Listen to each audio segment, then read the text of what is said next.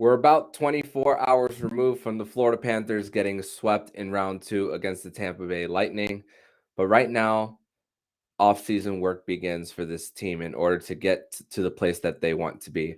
On this edition of the Locked On Florida Panthers podcast, we bring in Jacob Winans from PantherParkway.com to provide a wellness check, more perspective on the President's Trophy and a 5-year window, along with the interim tag for Andrew Brunette now that the season is over.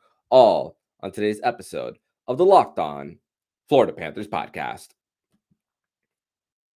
Your Locked On Panthers, your daily podcast on the Florida Panthers. Part of the Locked On Podcast Network, your team every day.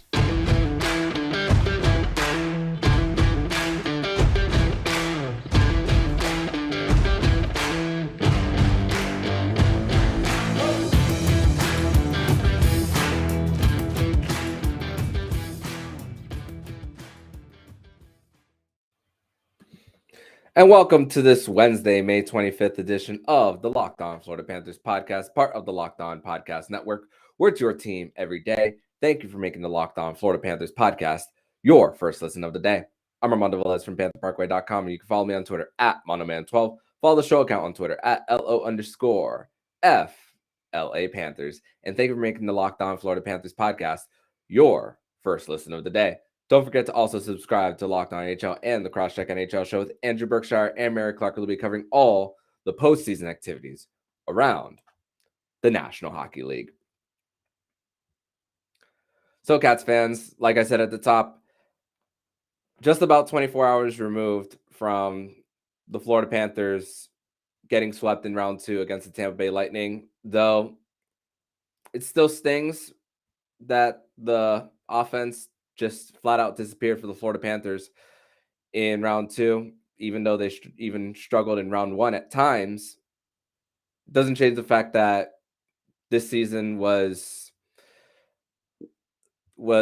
a season that they fell completely short, and some might even see as a failure because some saw this as Stanley Cup or bust for this team.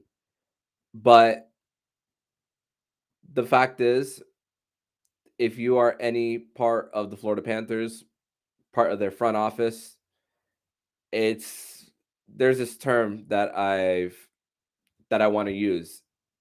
It's time to press on. It's time to put in the work now for this team to eventually get back to the place that they want to be. And what's in the past is in the past for this team. And it's just about, as much as it hurts that they did fall short,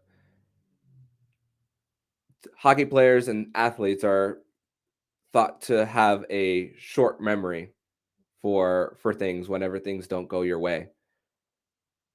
But the offseason work for everybody in that locker room, especially the ones who aren't free agents, it's time for them to put in that work for them. So they're going to be working the front office is going to be working their phones. They're going to have a lot of decisions to make this offseason because you can't exactly bring back this exact group that fell short of making it to the Eastern Conference Final. But let me bring in my guest here on this live edition of the Locked On Florida Panthers podcast. If you're listening to it on the audio version of the show, this is one that drops on Wednesday, a Winans Wednesday edition of the show. Jacob, how are you doing? And I want to ask you to provide a wellness check, since it's been the last time you were here is after game 1. I want you to provide us with a wellness check.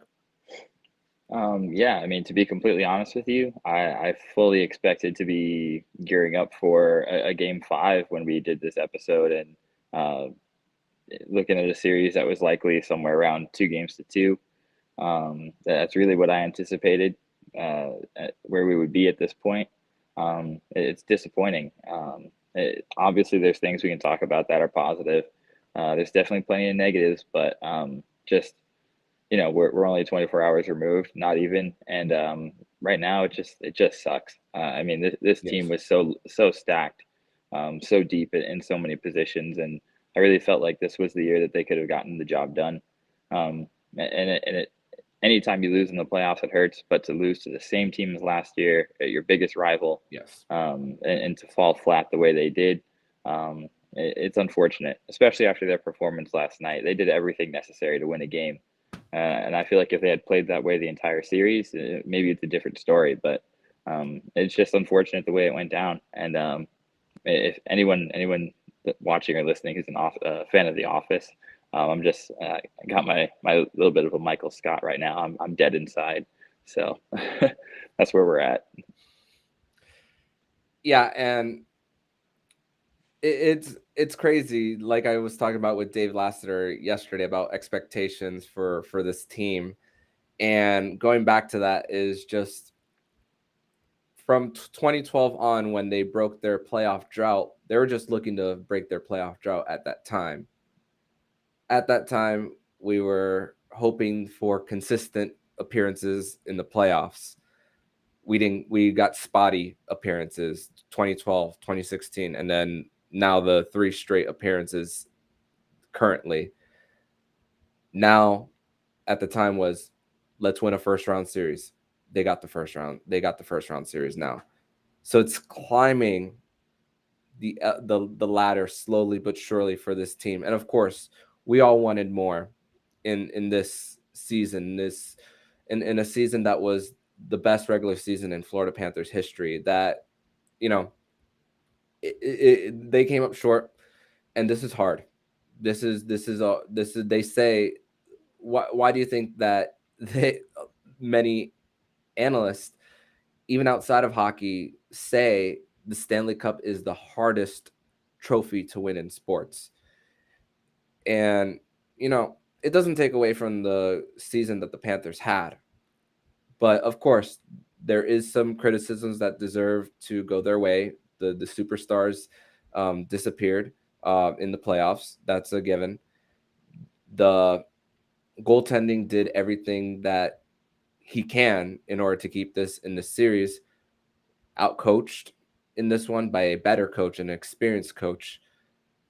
And for this team, it's tough to use the term growing pains for this group, for them. But a lot of the team is still going to be together next season, and there is I expect with how, if Jonathan Huberdeau especially works as hard as his Instagram videos show, then we could see this repeat of a performance that he had this season, and maybe even elevate it towards the playoffs again as well. Even though he performed well at parts this year and last playoffs, I expect a very hungry Florida Panthers team next season. Yeah, 100%. We know there are going to be guys who aren't coming back, and that's the reality of sports. It sucks sometimes, but any year that you don't win the next year you have, it's not going to be the same group. Whether it's one guy or 5 guys or 10 guys, you're always going to lose someone that you had a chance to do something special with. So that's the unfortunate part about it. But the main parts of this core are still here, and they're going to be here long term. So it's on them to lead the charge and get this done. I'm sure we're going to see some new faces. We're gonna lose some familiar faces, and that's just the reality of the offseason. But the main guys, your Barkovs, your Huberdeaus, your Ekblads, Sam Bennett, Carter Verhaeghe, Anthony Duclair, most likely, Gus Forsling. I'd say probably even Mackenzie Weegar, as much as some people are clamoring for him to be traded. I don't think he goes anywhere. I think these are guys who are going to be here to lead this team into next season and try to build on this. So if you want something positive to look at, like you said, the offseason work, the Panthers have a really, really good group of guys who work hard in the offseason. Barkov in particular, and Anton Lundell is following in that blueprint. I expect to see him explode as a sophomore. And look at guys like Ekblad, Huberdeau, Barkov. We have not seen them regress at all. They've gotten better each year, so there's no reason to think that they can't be better next season than from what they were even this season. These are guys who put in the work in the offseason, and they tend to get better every single year. So That's something to look for. Mm-hmm. And I also think about I was talking with the host of Locked On Lightning after Game 4, and I'll tell you there wasn't any bashing of one another. He was actually praising the Panthers for how well for at times providing a challenge for the Tampa Bay Lightning even in Game 4. And he even said it himself that he thinks that this is a good Panthers group.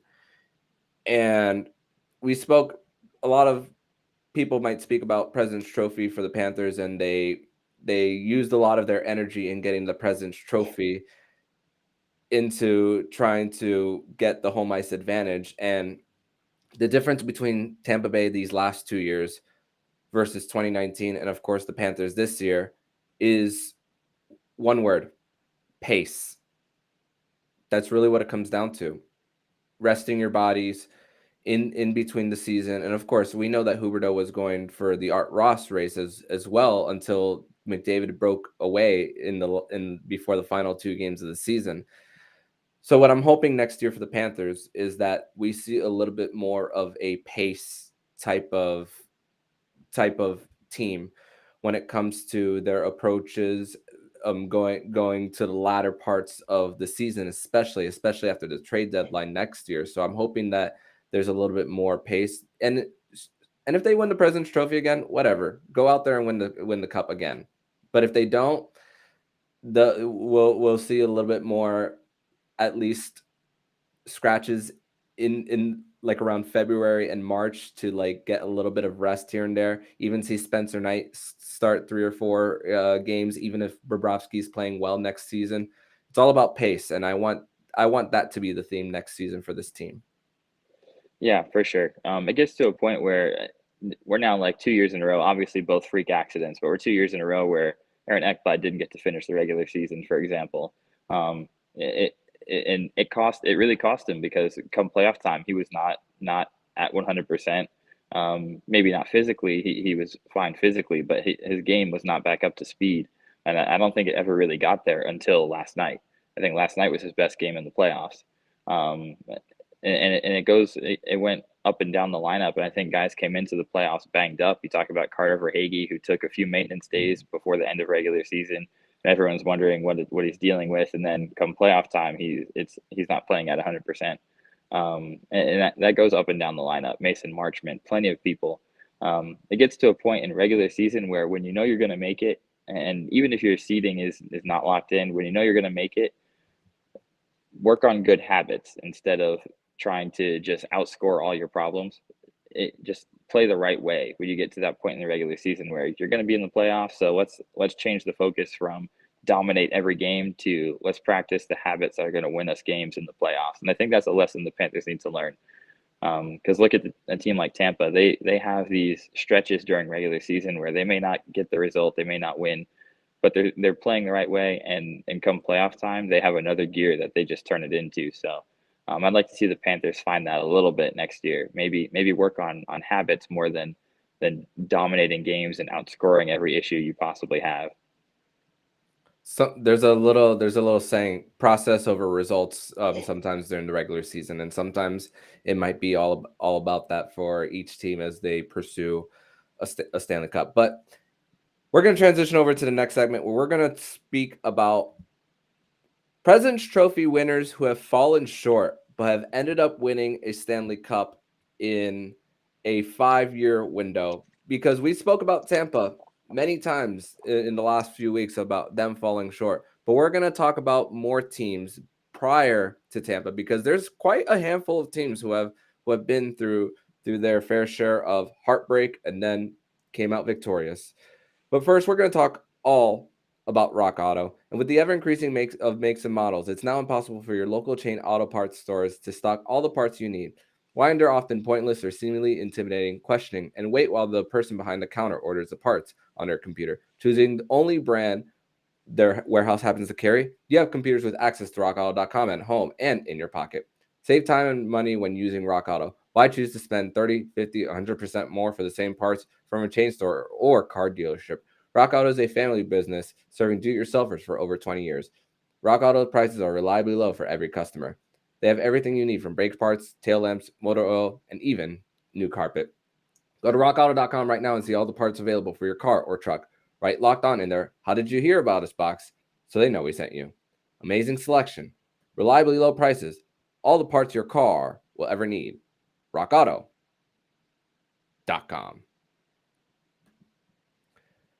Second segment here on this Winans Wednesday edition of the Locked On Florida Panthers podcast. I'm Armando Velez. I got Jacob Winans from PantherParkway.com here on this edition of the podcast. And Jacob, this was a little bit of a fun exercise for me to do a little bit of research on, as far as President's Trophy winners to fall short, but given a 5-year window with these teams, that they had heartbreak, but eventually rose to the top and got their fair share of winning it all. But there was also a few teams that have won prior to getting a President's Trophy, and I'll list those first before I list the ones who haven't. So the President's Trophy has been around since 1986. First team to win it was Edmonton, won 2 cups prior. Pittsburgh in 93, in the early 90s, won 2 cups prior. Avs in 1997. Panther fans, of course, what happened in 1996 with them winning the cup, with the Avs winning the cup. The Red Wings, they won a cup in 2002, win it in 2006, but then win the Stanley Cup after in 2008. Bruins, 24. They won it in 2014. They won prior. They won the cup prior in 2011 against Vancouver, and then a Stanley Cup final appearance in 2019. So now here are the teams that fell short, but then won after. Calgary in the late 80s, won Stanley Cup the year after, and they won the President's Trophy in 1989 as well. The New York Rangers in 92. They had a 50 plus year drought of winning the Stanley Cup. The New York Rangers, they win the President's Trophy in 92. They don't win it all, but then they win it in 1994. But they win it again. They win the President's Trophy again that same year. The Red Wings, looking for their first cup since 1955, Hockeytown, and they win it in they win it in 95, but then won 3 cups in a 6-year span. Stars in 98, win it in 99 against the Sabres. And then before the Tampa Bay Lightning, the Washington Capitals of 2016, of course, they fell to Sidney Crosby and the Pittsburgh Penguins, and then they win theirs in 18. What's the point in all of this? Is that the President's Trophy is an indicator, now looking back on it, the President's Trophy is an indicator that there is a window, or possibly can be a window, of championship contention. Because in an 82-game sample size where you're playing against every team at least twice, and the Florida Panthers only got swept by 2 teams this season, Seattle and the Los Angeles Kings. Those are the only ones. That tells me that with this team and the team that they got now, that there is, and we knew this even before they won the President's Trophy, that this is a team and a core that is built to at least be in the dance for multiple seasons. This year, they couldn't put it together, but in seasons to come, this is sometimes you need one run that everything goes your way, every bounces. We even talked about in the first round that sometimes luck has to go your way in order to win too, and that you need to capitalize on that luck. It didn't happen for the Panthers in round 2 either, even though they needed more than just luck to win. So that's what the President's Trophy tells me as a roadmap. Yeah, definitely. I think Tampa is the example everyone wants to look to, just because they did it most recently. Everyone knows about their massive failure in 2019, where they dominate the season, win the President's Trophy by a landslide. They pretty much ran through the entire league that year and faced almost no adversity. No one stopped them. then they get to the playoffs and run into Columbus and get swept. Everyone wants to look at that as the bar. Like, okay, you're the President's Trophy winner, you disappoint in the playoffs. Now you turn it around immediately and win a couple of cups. That's what Tampa did. That may be too high of an expectation for what's to come, but I think looking back at past President's Trophy winners, it's very reasonable to think that the Panthers broke through as a regular season team, dominated the regular season, proved that they can beat anyone in the league when they're playing their game. That shows that they have the capability to beat anyone at any time. Now, when you get to the playoffs, it's about putting that together consistently, doing it on a night-by-night basis and doing it against the same team repeatedly. That's a whole other animal compared to the President's Trophy in the regular season. But that trophy shows that you have the ability to do it. So I think the Panthers honestly are going to be one of those teams on that list where they win a President's Trophy. It doesn't quite happen for them in the playoffs, but going forward, they're definitely a threat. They're going to be a contender for the next handful of years at least, and you have to think, one of these years, hopefully next season, could be the year after that or the year after that. We don't know, but hopefully they get the breaks, things fall their way, and we've already seen through an 82 game sample size that they have the ability to beat anyone on any given night. It's just about putting that effort forward consistently. So I don't believe in a President's Trophy curse. I think honestly, a President's Trophy is an indicator of what's to come in your future. So I really do like their chances going forward. And you definitely touched on luck. That's a big part of it in hockey. It's such a weird sport and takes weird bounces, and you need to get those breaks. I think we knew yesterday when Verhaeghe hit all 3 posts on one shot, it's probably not going our way this year. So I don't think I've ever seen one like that. So it's what it is. You take the President's Trophy and build on it. Mm-hmm. And also that one goal that almost went into the net after hitting the referee. Yeah. And I always tell people as a sports official, the referee is part of the field of play. So if it hits them and it goes into the goal, that counts.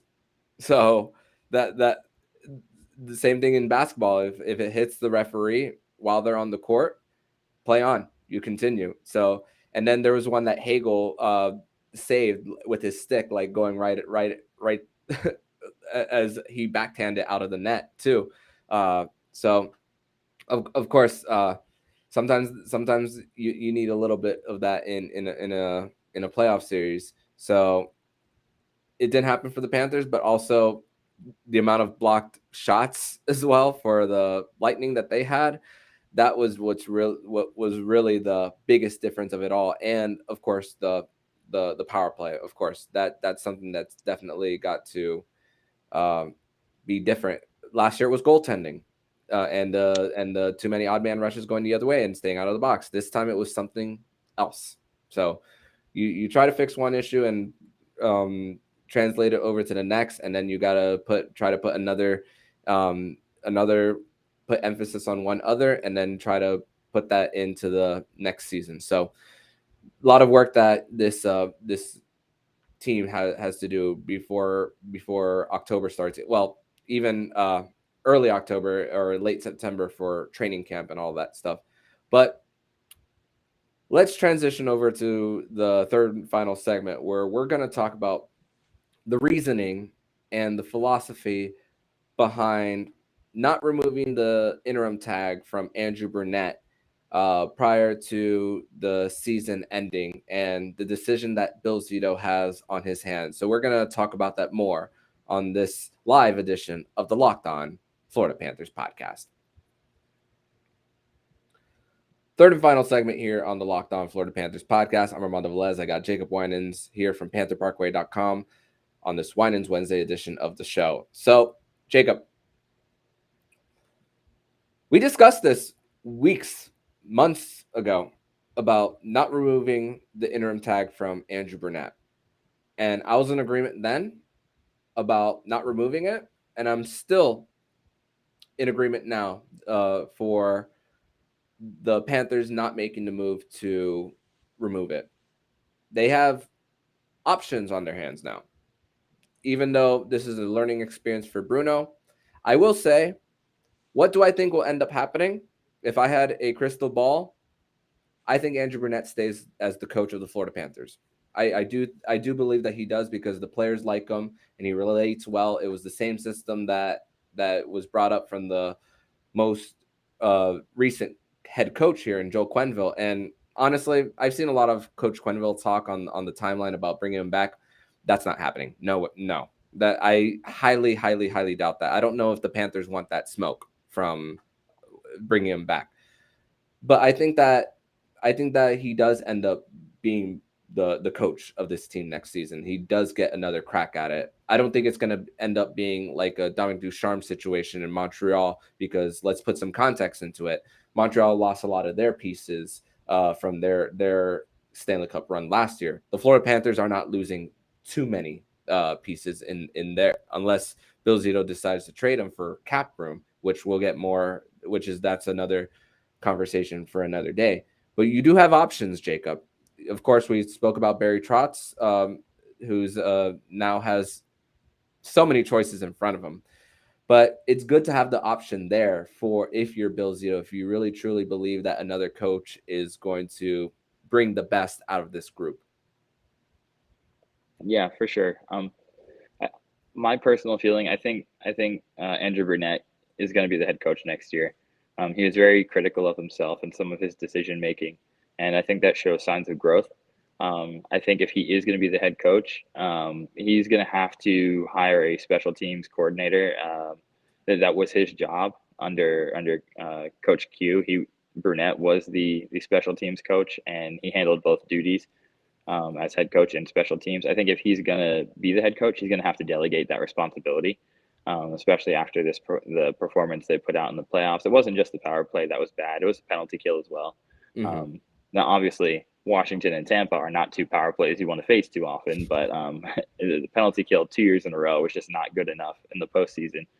So in addition to, I think day after the game, a lot of overreactionary takes, a lot of people Absolutely. that are quickly like, okay, blow this up.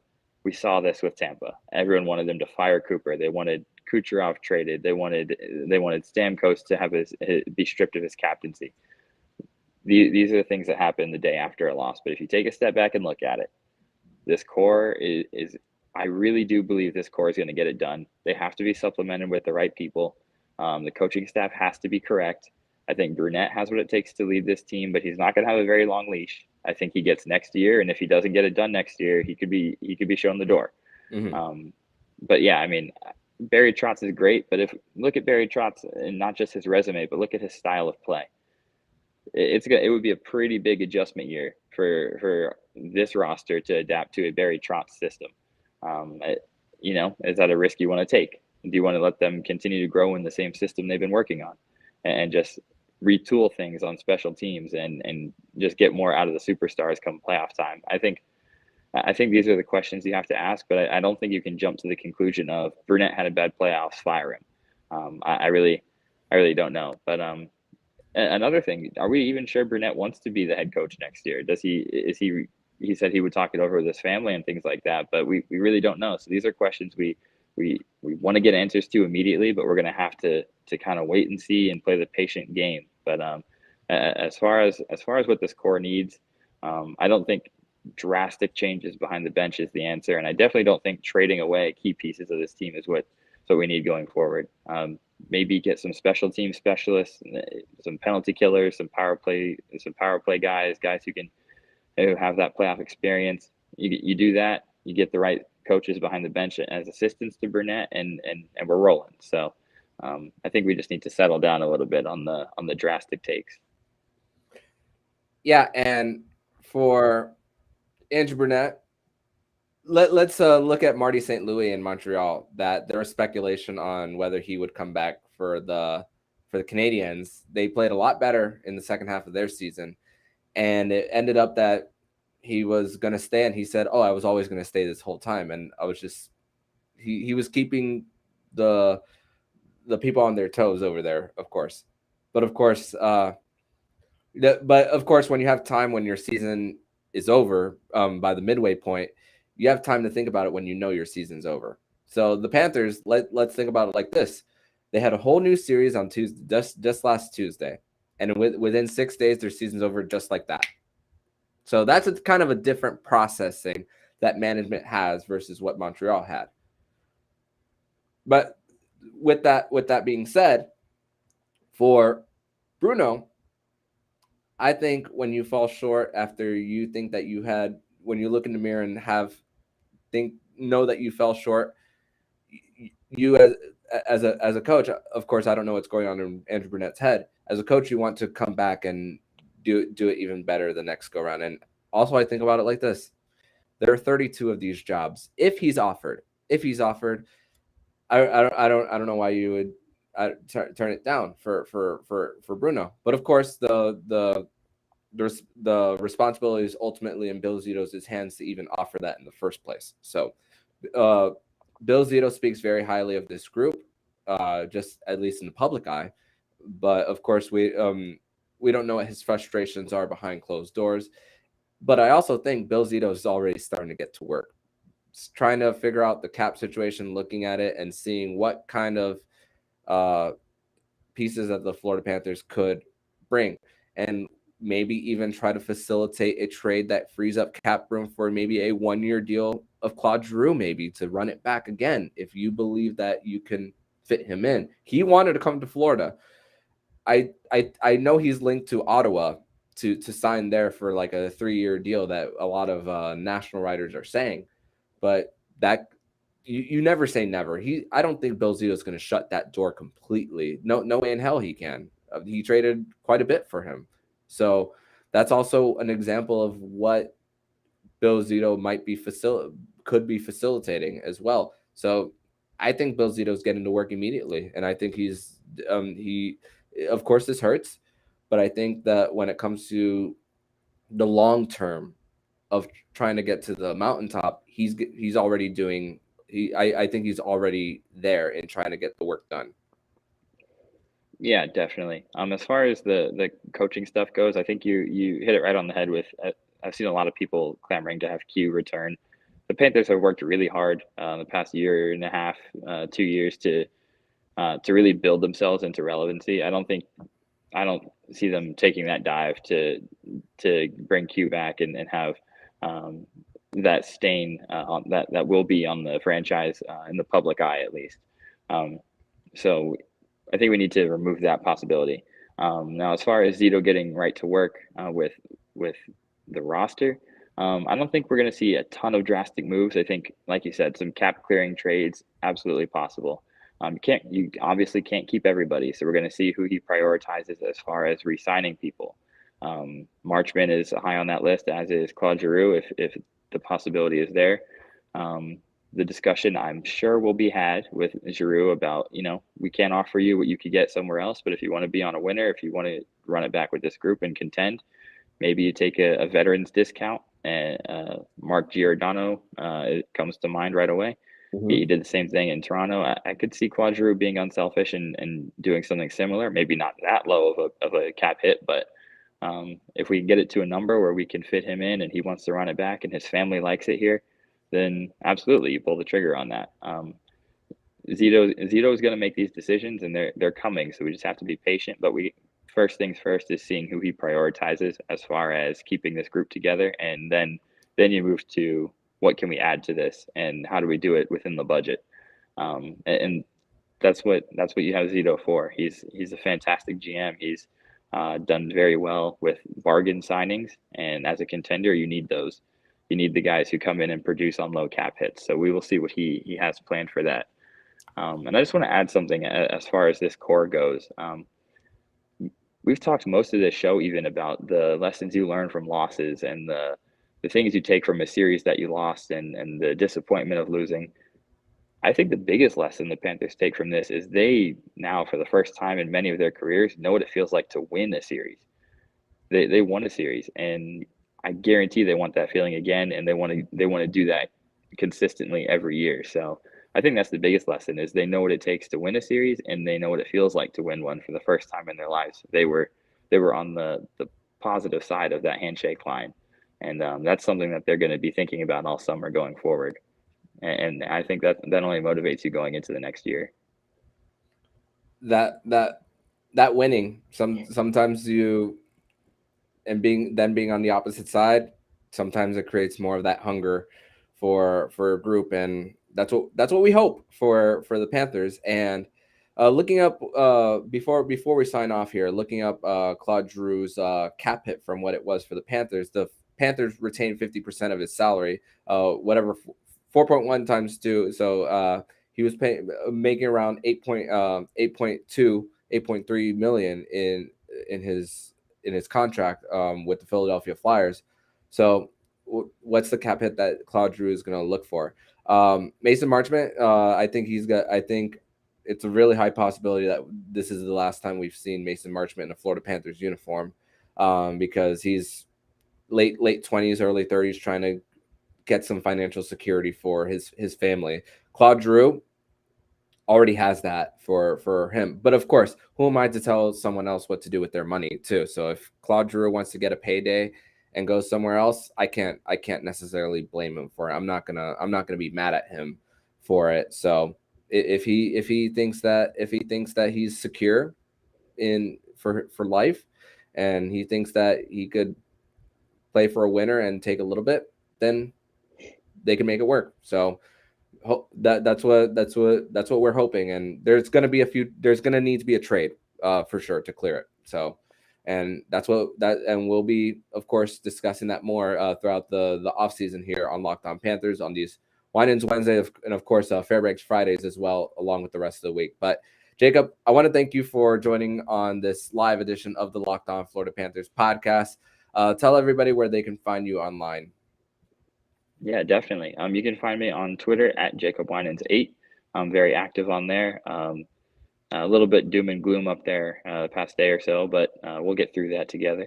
And then you can find me on PantherParkway.com as well. I will have some work covering the end of the season, wrapping things up, and then we'll definitely have something coming for you guys over the off season. As soon as we get over this in the next few days, we're on to next year. So I'm very excited for that. And definitely a big thank you to everybody for supporting us this entire time through this season. It's been quite a ride, definitely.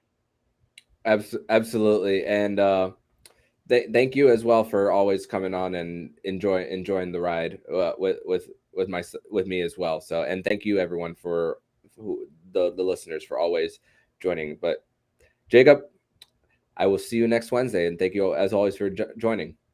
Yes, sir. Looking forward to it. And if you like what you're hearing, please subscribe to the podcast so you'll be notified every single time the Locked On Florida Panthers podcast jumps into your podcast feed.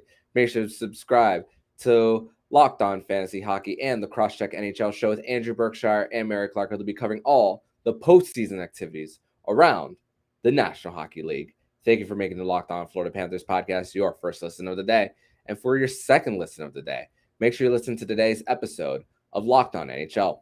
From first-round matchups to each Stanley Cup kiss, Locked On NHL covers the playoffs like no other. Hear the latest news and opinions from local experts every Monday through Friday. It's free and available wherever you get podcasts. So I'm Armando Velez with Jacob Winans. And you've been listening to the Locked On Florida Panthers podcast, part of the Locked On Podcast Network, where it's your team every day.